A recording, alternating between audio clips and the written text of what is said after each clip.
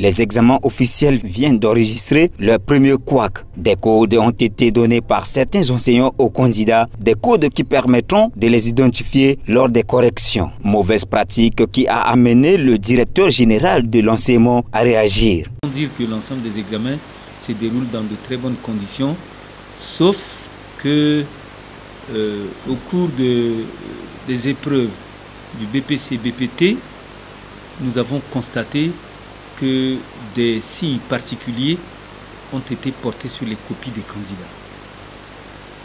Ces signes particuliers que nous avons l'habitude d'appeler des codes affectés par des professeurs aux candidats.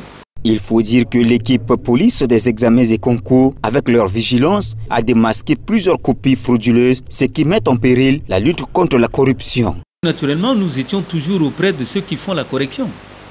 Il y a une équipe de supervision qui sillonne un peu partout, qui vérifie les copies pendant que les travaux de correction se font.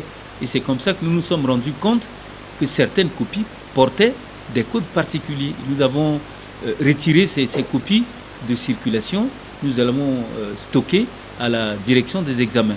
Cette pratique frauduleuse ne restera pas impunie. Pour contrer les fraudeurs, plusieurs stratégies seront mises sur pied, a assuré le directeur général de l'enseignement. Encore renforcer cette stratégie.